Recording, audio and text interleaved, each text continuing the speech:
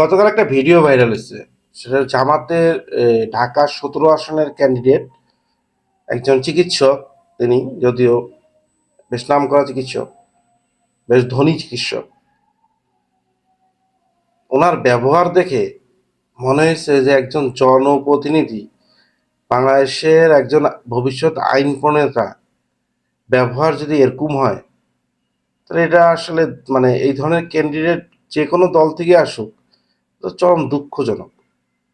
মানে বাংলাদেশের আমরা কি এখনো এতটাই বর্বর দেশ যে একটা সাধারণ নাগরিক ধরেন রাস্তায় ঝগড়াঝাটি করতেছে, খারাপ ব্যবহার করতেছে, বিভিন্ন বিষয় থাকতে পারে, তিনি আর ১ মাস পরে ভোটে দাঁড়াচ্ছে, যদিও উনি দাবি করছে এটা হচ্ছে ১ মাস আগের ভিডিও। তো সেই হিসাব করলে উনি ১ মাস পরে ইলেকশনে যাচ্ছেন, আর ওনার মুখের ভাষা যদি এখন এরকম হয়, তো এই লোক যদি সংসদে যায় বা সংসদ সদস্য হয়, তাহলে ঢাকার ১৭ আসনে সাধারণ মানুষের উপর উনি কি করবে, মানে কিভাবে ছড়ি ঘুরাবে।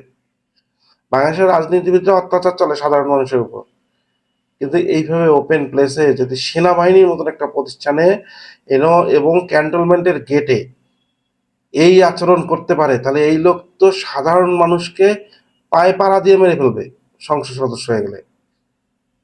মানে ভাবা যায় যে এর মানে এখন তো সাধারণত ভোটের সময়, ঠিক না?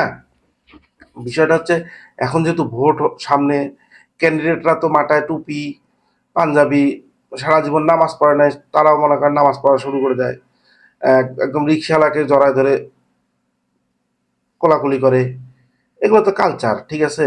সেই জায়গায় ওনার এই অধ্যত্ব, এই সময় ওনার যেখানে নমনীয় হওয়ার কথা, সেখানে উনি এই অধ্যত্ব দেখাচ্ছে, এটা আসলে অবাক হওয়ার বিষয়। তবে অনেকের জন্য অবাকের, আমার জন্য অবাকের না। জামাত মানেই এটা। জামাত যখন ক্ষমতায় থাকে না, তখন জামাতের থেকে ভদ্র আর কেউ নেই। বা জামাত যেখানে সংখ্যালঘু, সেখানে জামাতের থেকে ভদ্র কেউ নেই। আর জামাত যেখানে সংখ্যাগরিষ্ঠ, জামাত যেখানে ক্ষমতার আশেপাশে, এদের ব্যবহার তখন কি নিম্ন পর্যায়ে পৌঁছায় যায়, বুঝতেছেন? এটাই জামাত। জামাত গত ১.৫ বছর থেকে অনেক ভদ্রলোকের পোশাক পরছে। এই যে কয়দিন থেকে যে মনে করেন ট্রেন্ডিং হচ্ছে, জামাতের আমির তার এক্স হ্যান্ডেল হ্যাক হয়ে গেছে, দাবি করতেছে তিনি হ্যাক হয়ে গেছে। ওইখানে তো পুরা স্টেটমেন্টটা সবই ঠিক, তো একটা লাইনের মধ্যে সমস্যা, যে মেয়েরা কাজ করাকে অ্যানাদার ফর্ম অফ প্রস্টিটিউশন বলতেছে। যদিও এটা ওনারা দাবি করতেছে যে এটা হ্যাক হয়ে গেছিল, বিভিন্ন আগডুম বাগডুম প্রমাণও দেখাচ্ছে। আচ্ছা ঠিক আছে, ধরলাম নাহলে হ্যাক হয়ে গেছে, কিন্তু ওনাদের মুখের ভাষায় এরকম কেন? জামাতের আমিরটা বললাম, বুঝলাম ভুল হইতে পারে, অ্যাডমিন উল্টাপাল্টা লেখছে, মানে অ্যাডমিনও তো জামাতেরই অংশ, তাই দেখা গেল যে আমির সাহেবের মতামত না, কিন্তু ওনার এক্স হ্যান্ডেল যে অ্যাডমিন চালায়, তার মনের ভিতরে আসলে মেয়ে সম্বন্ধে এই ধরনের ধারণা আছে। আবার যদি হ্যাক হয়ে যায়, তাহলে নাহলে বাদ দিলাম বিষয়টা।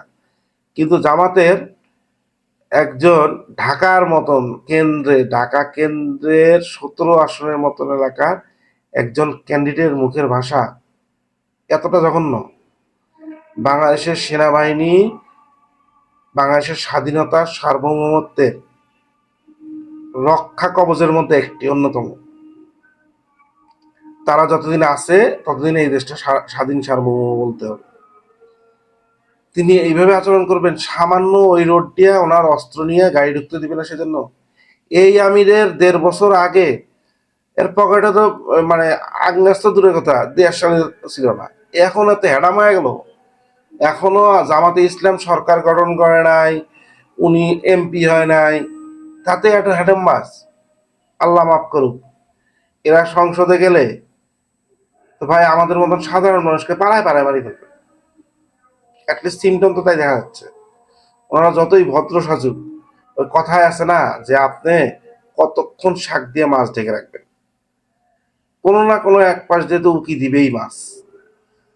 জামাতের অবস্থা হয়েছে এরকম। কয়েকদিন আগে দেখলাম আরেকজন ওদের বড় সদস্য, সে বলতেছে ঢাকা ইউনিভার্সিটিতে বলে সব বেশ্যা মেয়েদেরকে। যদিও তাকে বহিষ্কার করছে, কিন্তু কিছু কিছু ব্যাপার আছে রাজনীতির, যে ওকে দিয়ে এটা বলাই দিলাম, বলাই একটু সাময়িক বহিষ্কার করে দিলাম, এগুলো তো আমরা দেখছি। জামাত আসলে মূলত এমন, জামাতকে যারা এখন ওই উপরে সুন্দর লেবাস দেখতেছেন, তারা চরম ভুল করতেছেন। জামাত কিন্তু অনেকটা এরকম যে আপনার একটা ভাইরাস আপনার শরীরে প্রবেশ করবে, আপনি বুঝবেন না, ভালোই আরামে আছেন মনে হবে, কিন্তু এক সময় আপনার যে ভিতরটা ঘুণ পোকার মতো ফোকলা করে দিবে। এটা তার একটা প্রমাণ। ভোটাররা একটু সাবধানে ভোট দিয়েন, যাকে ইচ্ছা তাকে ভোট দিয়েন, তবে দলের থেকে আপনার এলাকার ক্যান্ডিডেটকে, তার ব্যবহার কি, তার পাস স্টোরি কি, তার ইনকাম সোর্স কি, এগুলো জেনে ভোট দিয়েন। ওই ধর্মের কারণে বা অমুক মার্কার কারণে ভোট, এগুলা দেওয়ার আগে সেটা আপনি বিএনপিতে দেন বা জামাতে দেন বা ভবিষ্যতে কোনো নির্বাচনে আওয়ামী লীগ আসুক তাকে দেন, সবসময় মার্কার থেকে প্রায়োরিটি দিবেন আপনার এলাকার যে নেতা, সেই নেতার চরিত্র কেমন, তার কথাবার্তা কেমন, তার সভ্যতা ভব্যতা সম্বন্ধে জ্ঞান কতটুক, সে অন্যান্য বাহিনী বা অন্যান্য বিষয়গুলোকে কিভাবে সম্মান করে, এটা দেখবেন। আর ক্ষমতার অপব্যবহারের কোনো টেন্ডেন্সি দেখবেন আছে কিনা, এগুলো চিন্তা করে নিজের ভোটটা দিবেন। কখনোই মার্কা বা দল অথবা ধর্ম এসব বিবেচনা করে ভোট দিবেন না। আলটিমেটলি ঠকবেন নিজেই, ঠকাবেন নিজের এলাকাকে, ঠকাবেন দেশকে।